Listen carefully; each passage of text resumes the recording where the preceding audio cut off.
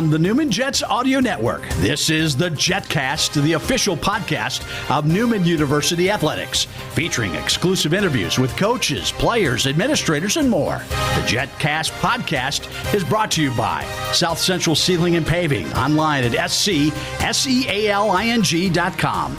Mel Hambledon Ford, Pepsi, Allstate Insurance Agent Mike Light, Eck Agency, Donlinger Construction, Big Corner Creative, Dr. Brennan Lucas and Advanced Orthopedic Associates, Keystone Solid Surfaces, and by Overland Charters, the official transportation provider of Newman University Athletics.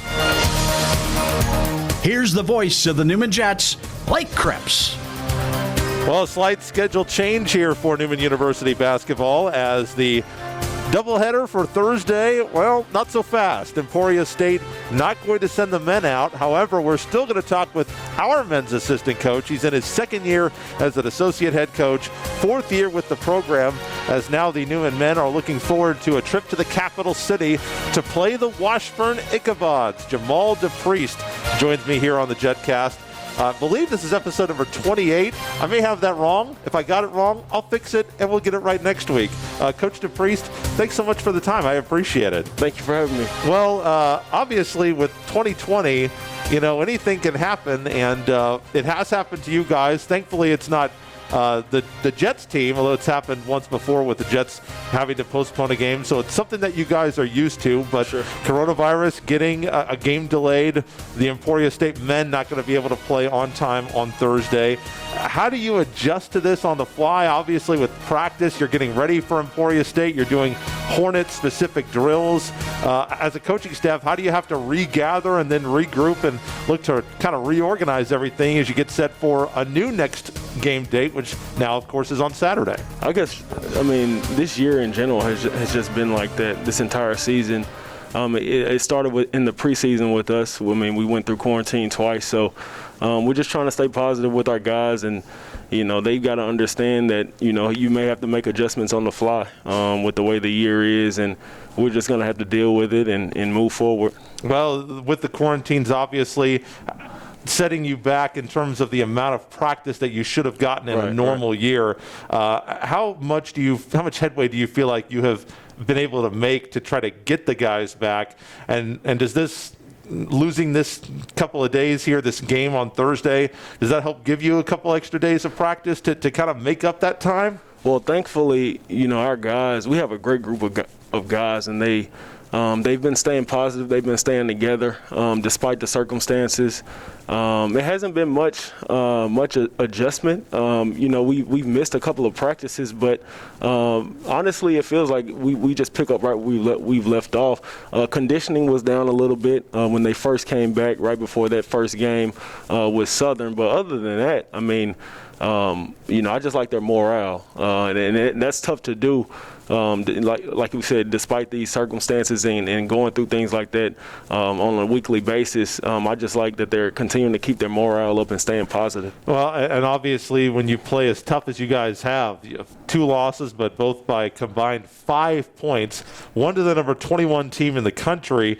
Mentally, how are guys holding up, knowing that it's been very close, and you guys are not that far away from being 2-0 and having a big top 25 win to open up the year? Well, it's promising. It's promising just because we have such a young group, an inexperienced group. We haven't even scratched the surface on how good we can be, and so that's always a good thing, and we've just got to continue to preach to our guys to stay the course and understand that, you may take bumps early on. You probably will with the amount of freshmen that we have that are in the rotation, the amount of transfers that we have that, that wasn't here last year, hadn't seen this league. It takes some time to adjust to this league and the style of play. But overall, it's a positive for us just because with the group that we have, they're continuing to get better even though they're so young and inexperienced. Coming up on this Jetcast, we will be joined by 2 women's players coming up, a student assistant, Mireya Saldana, and next I'll be joined by a senior guard from Emporia. It's not a coincidence. The Jets are still playing the Lady Hornets on Thursday. Braxtyn Stewart is joining me next next segment. Talking about a guy who has maybe scratched the surface, you don't come in to the MIAA and average 23 and a half over your first two games, I guess, unless you're Brandon Bunn, obviously. Right. What's allowed him to kind of come in and have such an immediate impact for you guys in these two games? Well, the thing about Brandon, man, he's special. He's extremely confident, and that's half the battle in this league, man. This league is so tough, and competitive from top to bottom, and and he came in and from the jump, he felt like he's put the work in and to solidify himself as one of the best guards in the league. And you've got to have that confidence night in and night out to be able to put up the type of numbers that he's special. And he wants to continue to get better on, he wants to be dominant on both ends of the floor, not just on the offensive end. And that's what I think is going to propel him to becoming, like I said, one of those top guards in the league. Your coaching staff obviously has a little bit of a shakeup this year as the elder Coach Allen decided to go ahead and hang up the sneakers this year, hang up the whistle. What was it like learning from Coach Allen the first couple of years when you were the assistant coach and he was brought on by RJ, and what's it been like not having him around this year? Yeah, it was huge. Just having him around the guys, and he always would keep he's seen so much in this game. He's probably forgotten more basketball than we know, honestly. And when you have those tough years like we had last year, he was always that voice that continued to keep the guys as well as our staff keep us positive and understand that at the end of the day the bigger picture is making sure these guys are doing the right thing off the floor and making sure they get graduated, and everyone goes through the year like we had last year. You just got to continue to get better from it, learn from it is the most important thing. And he was just always preaching to us, stay positive, and I've carried that with me, pretty much since I've been with him, and I learned that from him. So the last couple of years working with Coach R.J. Allen, talking to him more on the Jetcast and doing our pregame interviews, you kind of learn more about the likes and dislikes. And one thing that we have unearthed here as part of these broadcasts is that Coach R.J. Allen is a bit of a Big Ten apologist. Thinks the Big Ten is the greatest conference basically in every sport. Do you share his affinity for the Big Ten? I don't. I'm from the South, so I'm an SEC guy. Of course. Yeah, I'm an SEC guy, especially football. Basketball is not quite as yet. Basketball not quite. Yeah, but I'm a big time ACC fan, and it's some really good basketball in all conferences: American, Big 12, Big 10. But as far as football goes, me personally, I think it's the SEC. How much? What's the biggest sports argument? Not having anything to do with Newman basketball. What's the biggest argument about sports that the basketball coaching office has gotten into? The best basketball and the best football conferences in America. Like I said, I feel like it's SEC, and Coach Allen, he's Big Ten heavy in basketball and football. So, because he's from Wichita, so he went to Minnesota for 5 years, and all of a sudden he's brainwashed by the Big Ten.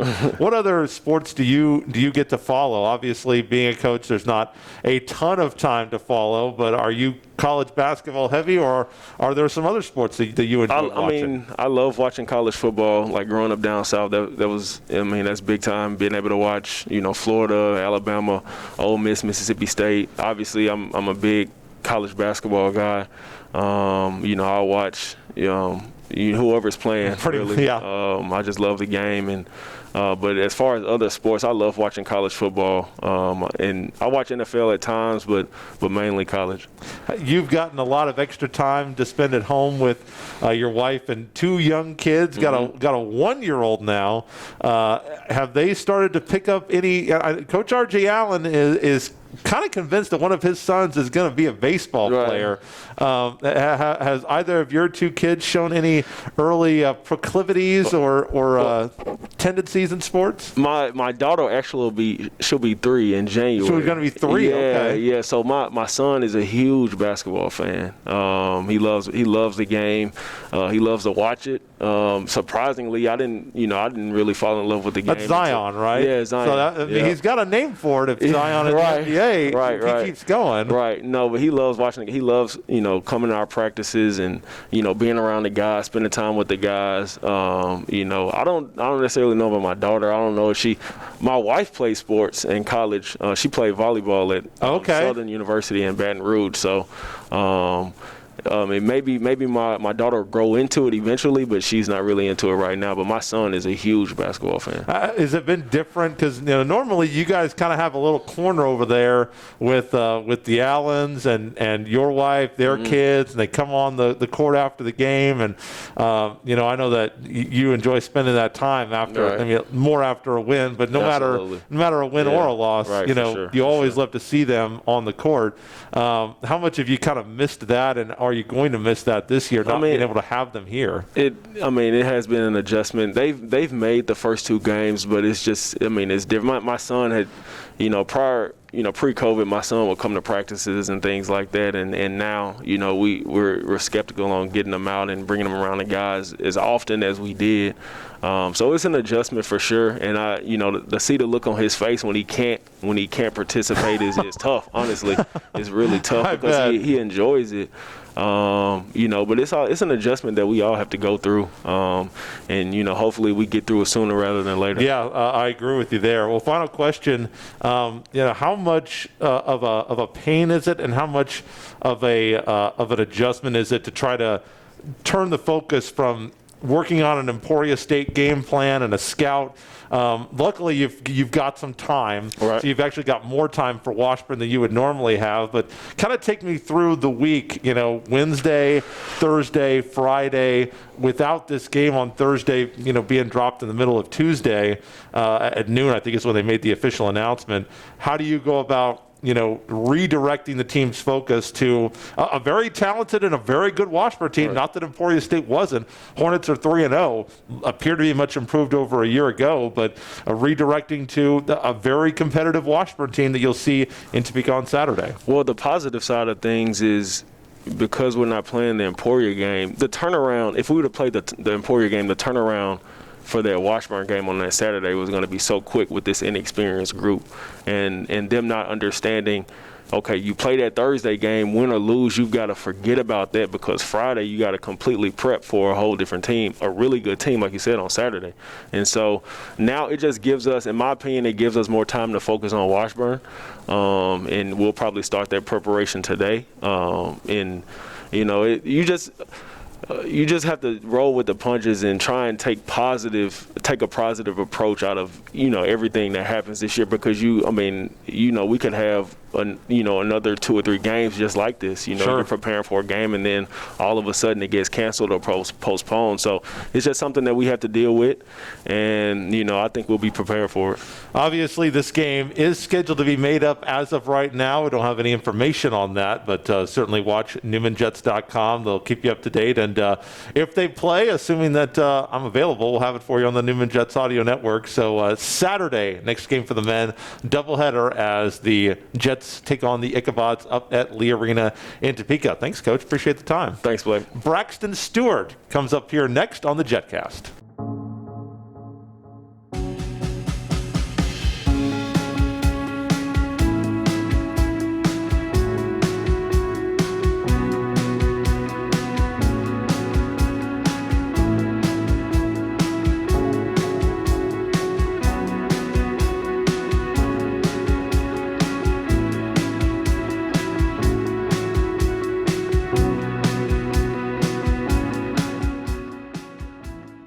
Hi friends, Phil Nightingale, General Manager at Mount Hamilton Ford. Have you been thinking about a new SUV? Right now is a great time to buy a new Ford at the big corner of 119th and West Kellogg. EcoSport, Escape, Edge, Explorer, Expedition. Mount Hamilton Ford is sure to have the right vehicle to fit your size. And you can count on us with this great selection to find the right SUV at the best price to fit your budget. Check us out online or in person. Let us make your purchase easy with pickup and delivery right from your home or work. Mount Hamilton Ford, experience the difference.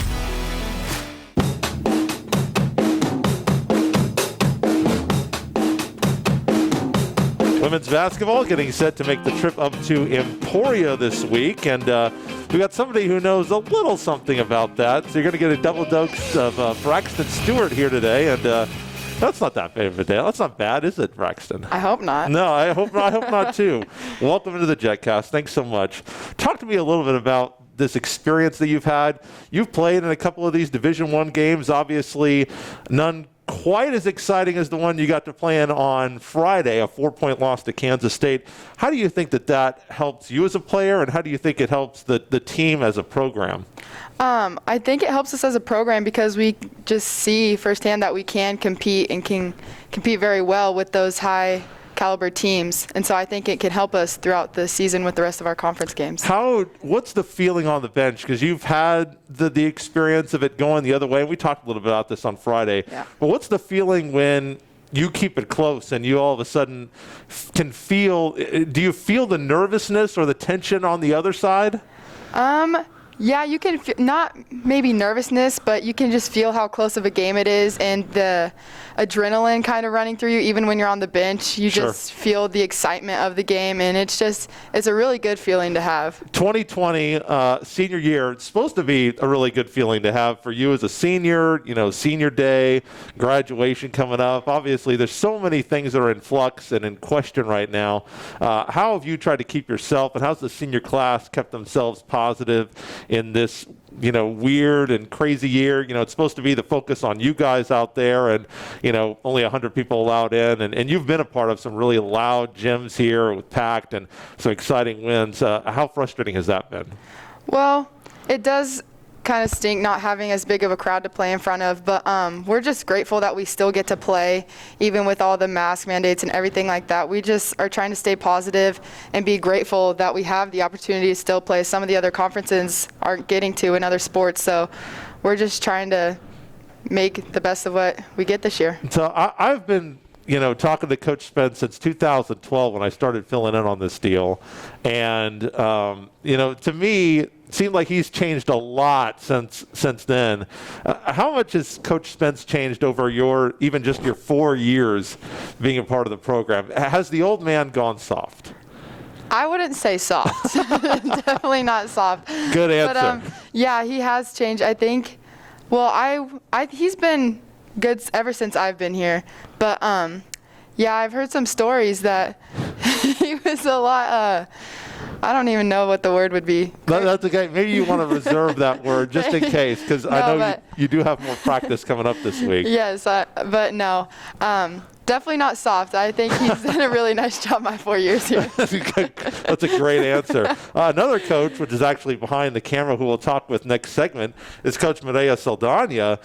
Started out as a teammate. Obviously, different circumstances prevented her from finishing out her career as a player, which we'll talk to her about here in just a moment. But what's it been like to have Coach Saldana still around as a fellow student, but also to have her as a coach? Well, Mireya and I started this all together with Haley and Riley, so it was really tough when she couldn't play anymore, but the fact that she's been able to stick around and still contribute highly to the team is really cool. Well, you mentioned one of those other players that you kind of came in with as freshman, Riley, and I'm told that Riley has a rather personal question for you.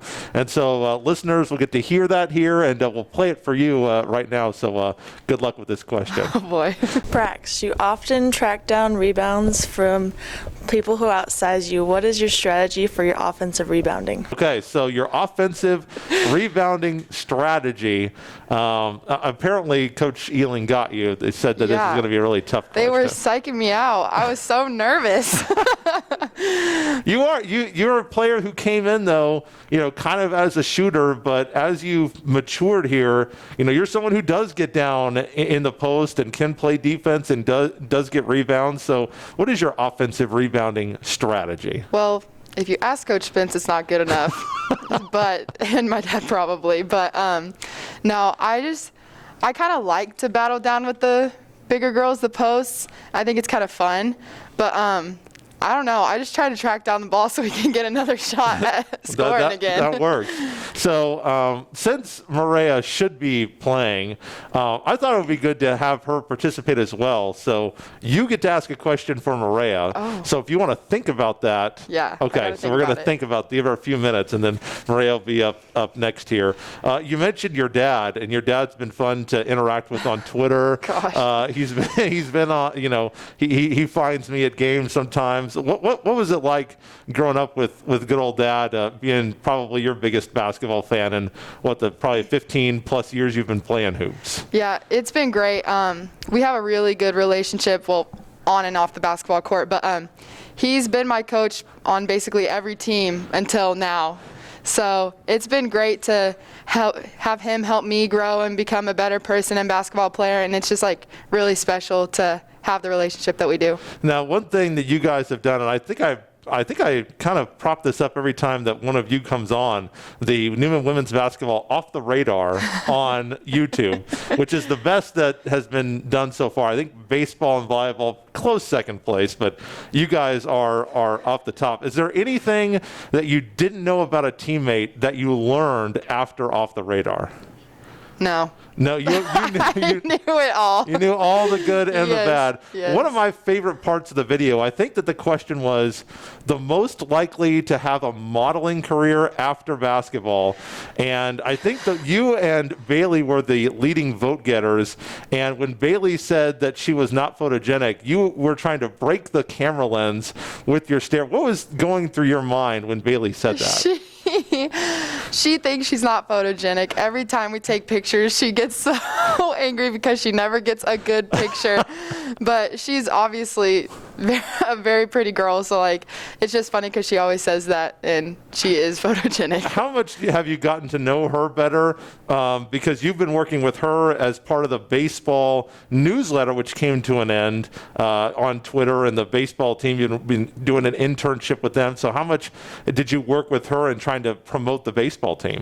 Yeah, we worked a lot on that together, and she's also my roommate this year. So, well, one of my roommates. So we've gotten to know each other a lot better, gotten a lot closer, and it was really fun working together with the baseball team. It was something that neither one of us have gotten to do before, so it was really cool to go through that and learn those new things with her. You played a lot of sports at Emporia High School. Did you play softball, or? I did for 2 years. So were you a baseball fan, softball fan growing up? Yeah, I've always enjoyed watching baseball and softball, and I played it on and off while growing up. It was never my favorite sport, right, but I still played it. So as a communications major, obviously you've got some time to kind of figure out this is a give back year, so theoretically you may have another year of eligibility if you want it. Obviously in terms of the job market, this is probably the worst time in human history to be graduating college, so God bless you, good luck with that. But what are some things, obviously with communications, there's a lot of different things that you could do with it. What are some things that you've thought about maybe pursuing after you do finish up your time at Newman? I'm still figuring that out. I've thought nothing wrong with that. a little bit about like marketing type stuff, maybe some sales things, but I'm planning on getting my master's next year, so I've got a little bit of time to work on it, but yeah. Obviously, it's not a coincidence that we bring you on before the Lady Hornet game. Growing up in Emporia, how big was Emporia State athletics and going to Emporia State games while you were growing up as an Emporia high school Spartan at one point? Well, growing up, I went to all the camps when I was little, and those girls were like big time to me. Sure. Like, WNBA players, like I thought they were the coolest thing ever. So, yeah, being able to play there in front of my hometown, a lot of people that I know, is really special to me. So I know that the attendance is limited, and there's only like 20, 30, it's less than 50 for sure that are on the pass list. And I know the rule was that anybody in Emporia who wants to come can come, but if they're going to sit with you guys, they could not wear black or gold. Are you guys going to find a way to get people in through the back doors of White Auditorium to get them in the Newman section? Well, I can't say anything for sure. Okay. No, I'm just kidding. But yeah, we've got a pretty good sized pass list. I'm thankful for that. So some of my family and friends are going to get to come watch, but they are not allowed to wear gold or black. Well, and I also checked here. I'm sure you probably know this. you're 2-1 against Emporia State. Yes. Well, so I am keeping track of that. okay. So final question for you here. Emporia State obviously has the MIAA Player of the Week, Treasure Joe, from down here in Wichita. Obviously an NCAA tournament team from a year ago. What do you feel like is the key matchup for you and the team as you get set to play a 1-1 Emporia State team? Well, both the times that we've gone to Emporia to play, we have not gotten off to a good start, and it kind of hurt us the rest of the game. So I think the key thing is just to come out strong and have a good second quarter. We always kind of get down in the second quarter, so we need to focus on being steady throughout the whole game and just being consistent. Senior guard from Emporia, Braxtyn Stewart, one more homecoming, well, at least one more homecoming coming up on Thursday. And that tip time has been moved to 6 o'clock. So we'll be on the air with pregame at 5:45 on the Newman Jets Audio Network. We'll see you up there, and best of luck. Thank you. Now, your friend and your coach, Mireya Saldana, will be joining me next here as we wrap up the Jetcast.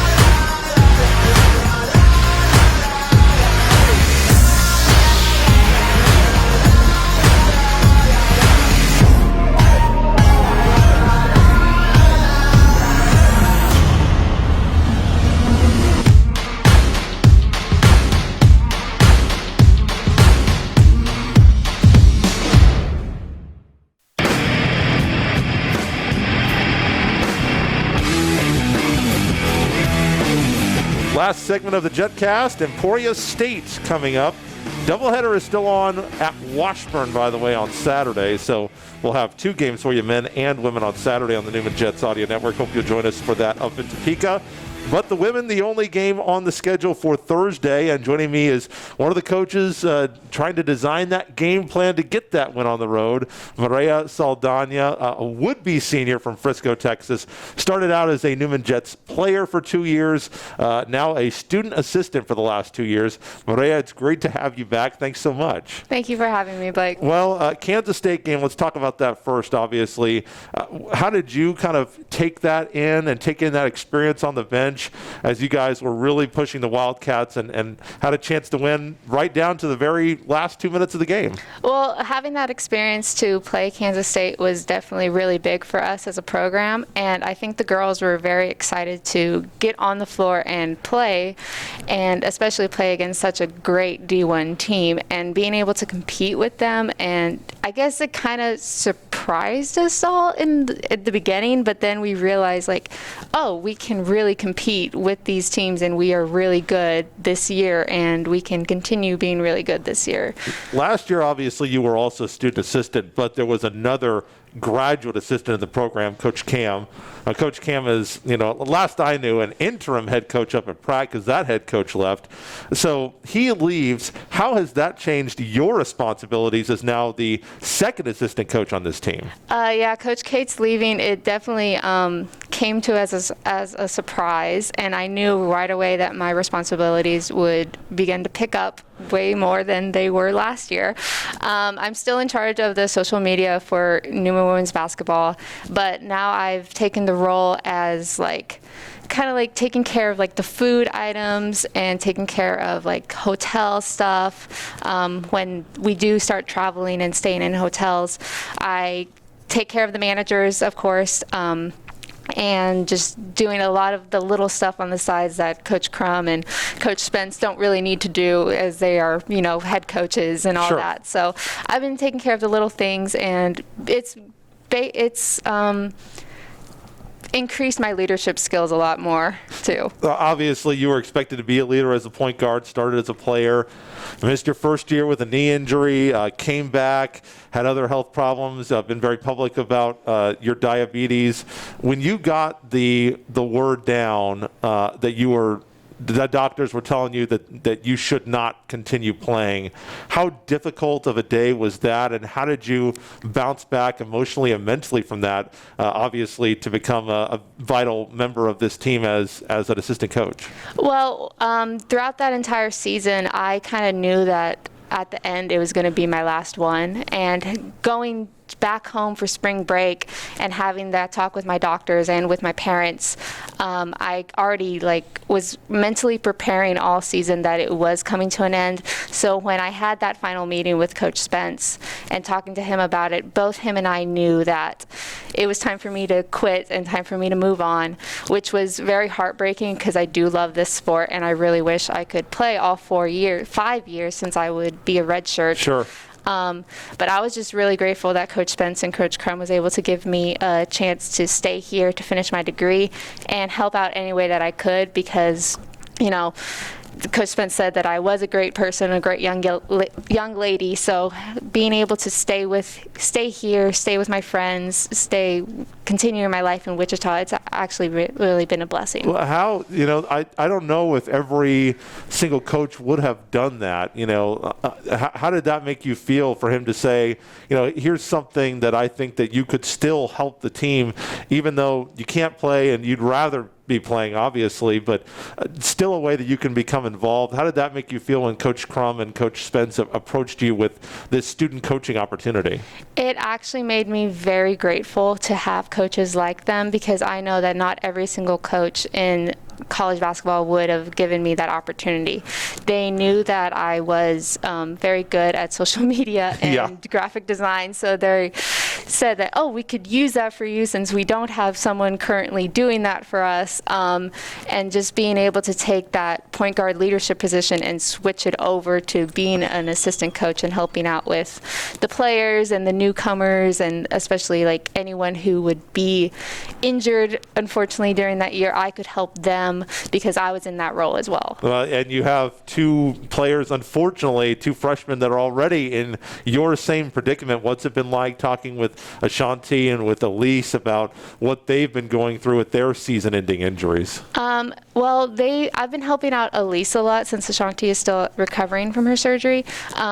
I've been helping Elise in the fact of bench and being there for the players who are coming off the floor, and just being there, being loud, hopefully Riley, continue that loudness that Riley provides. I don't know if anybody is as loud as Riley, and that's okay. But I can help them through that, and it also helps me prepare for what I want to do in a career in sports psychology, help them with the mental health aspect of that. So you mentioned sports psychology, so does that mean that coaching is off the table? There's a lot of sports psychology in coaching. Yeah, maybe later down the line, I could look into coaching, but for now, I just really want to focus on being a psychologist and helping young athletes with that. You also have gotten quite a few, I think it would be director of basketball operations. They do a lot of the stuff that you've been doing for, the hotels, the meals, the social media. How much have you enjoyed this experience of kind of getting to, as Coach Spence, told me about when I talked to him for pregame this week, kind of peeking behind the curtain and kind of seeing the other side of collegiate athletics as a coach, getting a kind of a window into how game planning goes and how the sport goes that sometimes players don't always get to see. Yeah, it was definitely an eye-opener seeing the different side of the college basketball, because being a student athlete, you're just focused on your studies and you're focused on basketball and practicing and getting your game better. But looking on the coach's side of you, it's very, very different. And you deal with a lot of outside things and making sure that the season goes the way you want it to go. But it's definitely been an interesting experience for me, and I'm very grateful that I've got to have it. Yeah, I'm going to give you an opportunity to give me some coach speak. Give us a breakdown on Emporia State. They got the MIAA Player of the Week, coming off of, I think, 2 NCAA tournament appearances under Coach Wynn. What's your breakdown of Lady Hornets? How do the Jets get a victory against Emporia State? I think we just need to come out strong and play all throughout 40 minutes. Like Braxtyn had said, that we kind of tend to get down in the second quarter, but we know what we can do. We know what we're capable of, especially coming off of this K-State game, and just working hard in practice, working on our plays. And we know that we can come out and beat Emporia State and do what we know what we can do. Well, the Jets are looking for their first win in Emporia, so that'll be a huge accomplishment if you guys can pick it up to go to 2-1 in the MIAA. And you mentioned Brack. She is still behind the camera there, and we didn't want to leave you out. You should be a player, so I thought, you should get in on the question chain. So Brax has got a question for you, and so we'll go ahead and play that for you now. What's been your favorite part of your coaching journey so far? Okay, that's a great question for you. So your favorite part about the coaching journey that you've had? I'm going to have to think about that one. I guess my favorite part is, still being part of a basketball program. When I was going through what I was going through, I was afraid that I would have to stop basketball in my life. And just being on the sideline still and being able to see how these girls grow and throughout the season, it's really been eye-opening for me, and definitely opened my experience to maybe I do want to be a coach later on in life. Final question for you. What do you feel like your role is on this team? And I'm not talking about necessarily, you got to make sure the girls get sandwiches before the game and make sure that everybody's got a bed to sleep in on the road. But, as, a intellectual part of this team and a spiritual part of this team, what do you feel like you need to bring to the table for this team to be successful? I think I can bring support. Being a former player and being a coach, I can give them both aspects of what the coaches want and what the players should do. I don't know. I guess I'm just a very supportive person. I know that when after games, if Haley and Riley want to talk about what they did, I am always there to give them a second aspect, second mind, since I am the eyes on the sideline and able to see what is going on and what they're not doing and what they are doing correctly. I can help them in that aspect as well. Mireya Saldana, second-year student assistant, fourth-year member of this Newman Jets women's basketball team. Mireya, so great to have you on. Thank you so much. Thank you. And that is our Jetcast for this week. Every Wednesday at 6 p.m. We'll be back next week with another show. And so until then, Blake Kripp saying, go Jets.